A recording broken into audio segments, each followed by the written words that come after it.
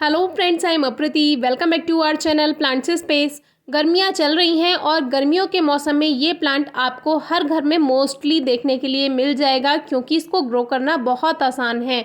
हर कोई इसको ग्रो कर लेता है। और दूसरी बात, इसको ग्रो करने के लिए कोई ज़्यादा जगह नहीं चाहिए। आप वेस्ट पॉट्स में भी इसको ग्रो कर सकते हैं, पॉली बैग्स हैं उनमें ग्रो कर सकते हैं, वेस्ट बॉटल्स हैं उनमें आप ग्रो कर सकते हैं। कहीं भी ये ग्रोथ कर जाता है, कितने भी छोटे कितने भी बड़े पॉट में।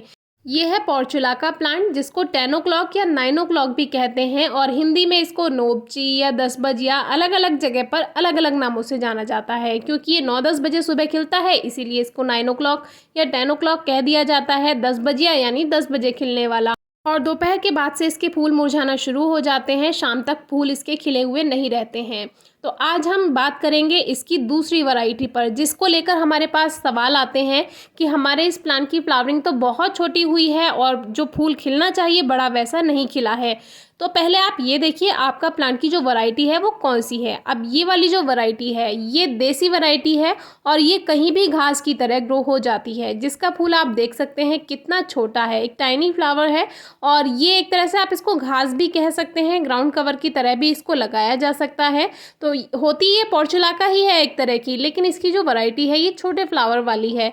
लेकिन जब ये एक साथ खिलते हैं तो ये भी बहुत प्यारे लगते हैं। और दोनों को कंपेयर कीजिए, इनका साइज़ में डिफरेंस कितना ज़्यादा है। यानी कि जो ये बड़ा वाला फूल होता है इसका प्लांट, और जो ये छोटा वाला फूल होता है इसका प्लांट, देखने में तो सेम होता है, कलियां भी एक जैसी होती हैं, बस कलियां थोड़ी छोटी होंगी। तो आप पहचान कर सकते हैं कि ये देसी वैरायटी है। तो कभी भी ये सोचकर परेशान ना हो कि हमारे प्लांट में इतना छोटा फ्लावर क्यों आ रहा है। तो ये ना तो खाद की कमी है, ना धूप की कमी है, ना पानी की कमी है। ये केवल वैरायटी है जो कि ये टाइनी वैरायटी है, टाइनी फ्लावर वाली, छोटे फ्लावर वाली वैरायटी।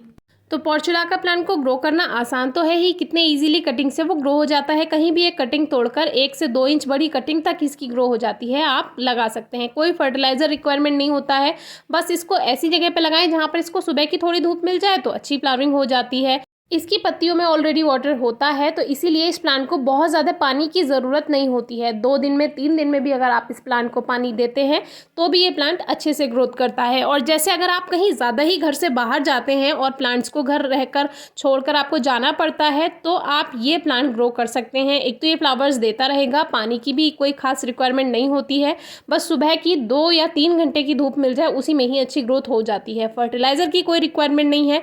लेकिन अगर आपके यहाँ फ्लावर्स नहीं आ रहे हैं तो ऐसी जगह पे लगाएं जहाँ पर एक तो धूप मिल जाए, और अगर फ्लावर्स नहीं आ रहे हैं तो थोड़ा सा 1-2 मुट्ठी वर्मी कंपोस्ट या गोबर की खाद आप डाल दीजिए, आपको 100% फ्लावरिंग मिल जाएगी। बस पानी का ध्यान रखिए, मिट्टी में पानी होल्ड नहीं होना चाहिए। अगर मिट्टी में पानी रुकेगा और ज़्यादा नमी होगी तो फिर ये गलना शुरू हो जाएगा, और धूप कम मिलेगी तो इसकी पत्तियाँ दूर दूर आने लगेंगी, यानी कि फ्लावर्स भी नहीं आएंगे और पत्तियाँ भी दूर दूर आएंगी, तो प्लांट भी देखने में अच्छा नहीं लगेगा। बाकी देसी वैरायटी में भी इसमें काफ़ी कलर्स आते हैं, लेकिन आजकल इसकी हाइब्रिड वैरायटी भी आ गई हैं जिसमें डिफरेंट कलर्स आते हैं, मल्टी कलर्स आते हैं, शेड्स आते हैं। तो अगर आपको हाइब्रिड वैरायटी चाहिए तो आपको नर्सरी से मिल जाएगी, और देसी वैरायटी तो आपको जगह जगह बहुत सारी आपको देखने के लिए मिल ही जाएंगी। छोटी सी कटिंग ले आइए, चाहे हाइब्रिड वैरायटी हो चाहे देसी वैरायटी हो, कटिंग से ईजिली ग्रो हो जाएगा। लेकिन ये जो छोटी वाली जो वैरायटी है इसको फेंकिए मत, आप ग्राउंड कवर की तरह इसको भी ग्रो कर सकते हैं। कोई क्वेरी हो तो ज़रूर पूछिएगा। Thank you.